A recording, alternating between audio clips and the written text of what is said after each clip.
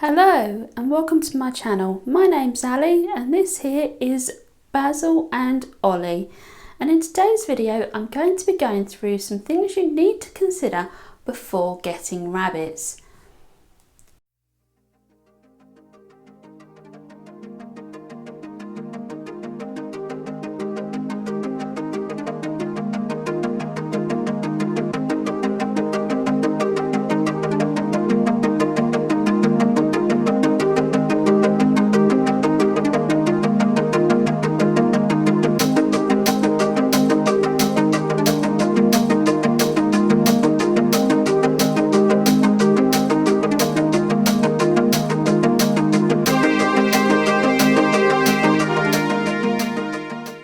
So let's start this off with a kind of sad fact, and that is approximately there are 67,000 rabbits in rescue centres every year in the UK.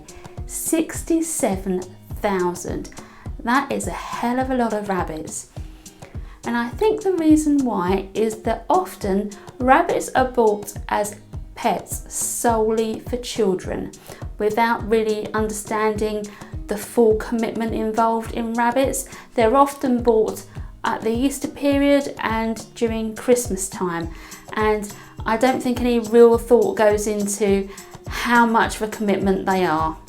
So in this video, hopefully I can shed light on just some of the things you need to consider before getting rabbits.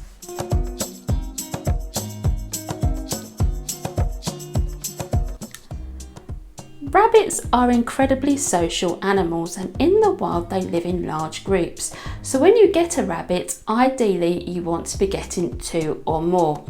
Single rabbits on their own generally don't do as well, and it is one of their basic needs is to be around other rabbit company.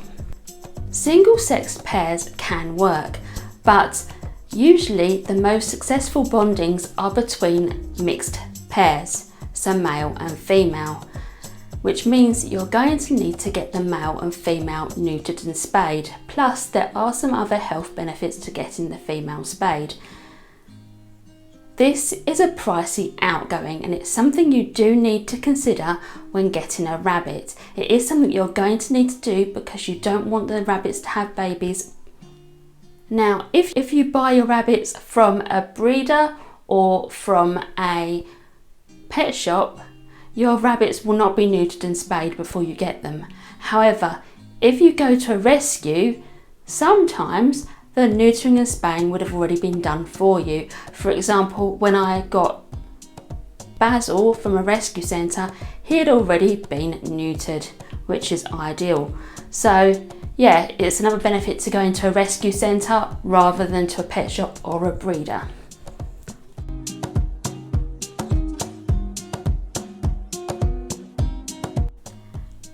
Rabbits are prey animals, and like all prey animals, typically they don't like being picked up and handled.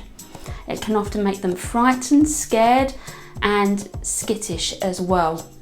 So if you want to handle your rabbits, you have to do it on their level and on their terms. If you pick up a rabbit incorrectly, the chances are you're going to know about it because they will scratch you and they may even bite you. This is not a rabbit being aggressive, this is a rabbit being defensive. They're scared, basically. So if you want an animal that's going to be all cute and cuddly that you can just scoop up in your arms and handle, a rabbit's probably not the right choice for you because they are prey animals. They will get frightened.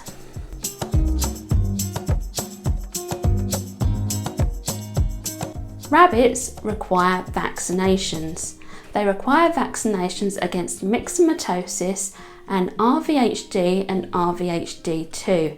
In the UK, it is absolutely essential you vaccinate your rabbits, even if you have your rabbits indoors, because although the rabbit might not be going out, you are going out and you might bring it back into the house.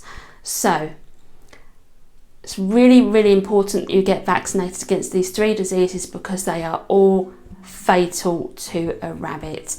And you have your initial vaccination and then you have to have boosters. Now the boosters are annually, so every year.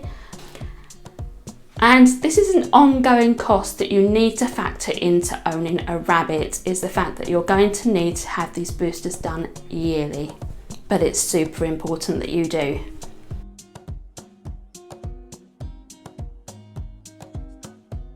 Rabbit's diet. Now you may look at a pet shop aisle and look at the rabbit food and think rabbits are actually quite cheap to actually feed, looking at the price of the pellets. However, pellets only make up around 5% of your rabbit's diet. That isn't a complete food for your rabbit.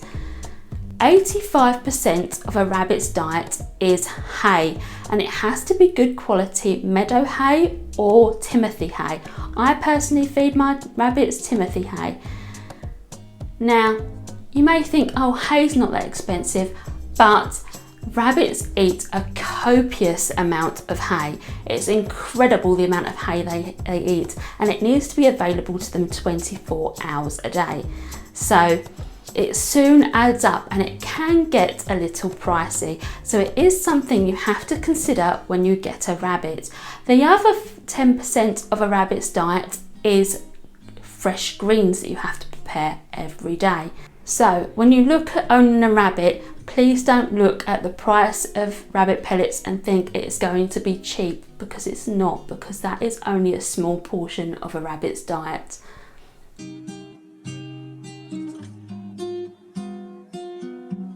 Rabbits actually need far more space than you initially might think. I'm not going to go into the debate about indoor versus outdoor rabbits in this video, because I know there's strong opinions on each side, and in the UK I think it's still a bit mixed between the two. So if you have your rabbit indoors, you're really going to need to set aside for them a whole room for them that is rabbit proofed. Now, rabbits are extremely easy to litter box train, which is a massive bonus, and yes, you need to rabbit proof the area off. If you rabbit proof your whole entire house, you can actually have them free roam your house, but they do dig and they do chew. So if you're not okay with them damaging possibly furniture or doors or walls or anything like that, it's probably not best you keep a rabbit, because they do dig and they do chew. So in the UK, the climate is absolutely perfect for rabbits. It doesn't get massively hot in the summer, and it doesn't get incredibly cold in the winter. It's quite a mild climate. So that's the reason why I think so many people in the UK choose to still have their rabbits outside. So if you do have your rabbits outside though, you need to be aware that nearly all rabbit hutches sold in pet shops are far too small for rabbits. Far too small. Your enclosure needs to be at least 6 foot by 2 foot, and it must have a secure attached run. Must have a secure attached run. Now, me personally, I don't use hutches at all. I don't like them. I have a converted shed that I use for my rabbits, and they have attached secure run to go in during the day. If I'm out in the garden and it is supervised, I will actually have them out in the garden as well, but only under supervision, because you've got to always be aware of predators. I personally have my rabbits indoors in the winter time and outdoors in the summertime, not because winter time is too harsh for them, but just because it's too harsh for me. I like to interact with my rabbits, and if in the winter time I don't like spending loads and loads of time outside because it's cold. So I have them inside during the winters. Once spring starts coming around and the weather gets warmer, I actually put them outside and they enjoy the life outside. So that's personally what I do.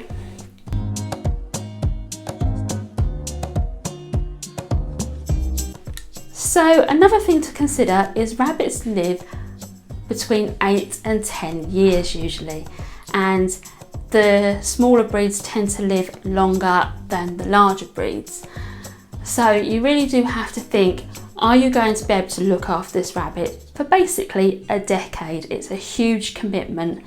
If you really want a rabbit but you think, you know what, I don't know if I'm going to be able to look after this rabbit for 10 years, then you could always look at rescues, because quite often they have older rabbits in there. Basil is 6 years old when I got him, so you can look at adopting an older rabbit if you just think, you know what, I don't mind having a couple of years with a rabbit. That might be an option for you. So that's just a few things you need to consider before owning a rabbit. There are obviously other things as well, like enrichment. You have to provide them with lots of enrichment in the form of toys. You can make your own toys, but you do have to provide them with a lot of enrichment because they are intelligent animals. And you actually have to spend a lot of time with them as well, and you have to put that into factor when you own a rabbit. I actually find my rabbits are far more high maintenance than I find my chinchillas, but I love them equally. So thanks for watching. Bye bye.